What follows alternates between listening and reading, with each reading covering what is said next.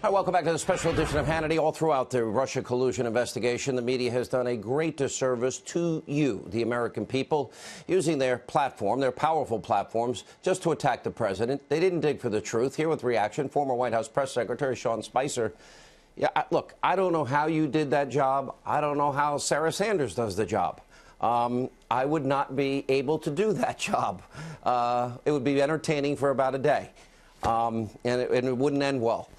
But in a serious note, when you have Russian collusion and Hillary paying for a Russian dossier to lie to the American people, it's totally unverified. Then it's used for a FISA warrant, the bulk of that information unverified. And you have the whole 2009 issue of Putin operatives in the United States committing crimes trying to get into the Iranian market. We ignore it, even though we have an informant, and let that happen. How is it possible that the press only cares about Trump Russia and nothing else Russia? Well, that's because that's what they've been doing forever. If it's against a Republican or a conservative, they go full bore on it. They'll find any narrative or thread and tag on it. If it's staring them right in the face and it's a Democrat or it's a Clinton, they'll walk away from it. Peter Schweitzer, a guest that you have on quite often, wrote an entire book on it. I mean, it's all laid out there. All the money, all of the actions, all of the people involved, and it's sort of like, you know, it made for a great interview once, and then everyone moved on from it. But if we're going to talk about Russia and collusion and interaction and money and all that, I think that there's a roadmap for what the Clintons had did. That it's interesting. Just because she lost the election doesn't mean that the crimes or potential crimes should be ignored. Yeah. Well, I mean, that's the whole point here. Is it really, did they really care about the truth?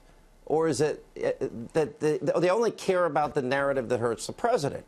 And, you know, I watch this dog and pony show every day, and you did it, and then Sarah's doing it every day. I don't even know what the purpose of it is at some points, because Sarah can give a statement and say, well, that's all we have to say on something, and they can keep going. No, it's because, look, and I've said this over and over again, both during my time there and then since then, that the briefing used to serve a purpose, which was that the members public of actions or policy or personnel decisions that occurred, and in lieu of when the president could speak, the press secretary would get there and answer their questions. If you look at the questions that get asked, they ask the same question over and over again, and it's because, despite the fact that they got the answer, they want to get their little clip on television or to be able to show it to their audience. It's not about getting information anymore. It's not about informing a public. It's about making YouTube stars out of all of these folks that come in and day out. And I think one of the things that's also important, Sean, and this is what you're getting at, is that it's not just what they cover, it's what they don't cover. And I also would just say one quick thing, because we talk a lot about the president, but I think that Joy Behar's attack on the vice president's Christianity and faith is just despicable during this holy season of Lent. But I think what's even more despicable is the fact that no one in the media found it deplorable that she went and did that. In fact, it was a vice president who had to respond himself and defend himself, instead of having any other member or Joy Behar and say that was a little over the line. It was a lot over the line, and that's the point. And you know, I just know that if a conservative says one thing, one word, one sentence, one phrase, you know, the reaction is like, oh, you know, the outrage. There's no revising and extending remarks or even apologizing if you were wrong and misstate something. Well, yeah, I mean, look, I spent 6 years at the RNC, and when little Tommy at, like, West Jefferson Middle School, who was running for treasurer, said something offensive, the RNC would get called about what our comment was. When the left or the media stepped well over the line, the answer is, well, that's not what they meant. Do you see that the media is complicit? Do you, after all that time you spent as press secretary, and you don't have to answer if you don't want, are they complicit? Are they? Do you see them totally in the tank for one side, as I do? I think most. I don't like to loop everybody in on the same broad brush, because there are some good folks there that really try to pursue good journalism and the truth.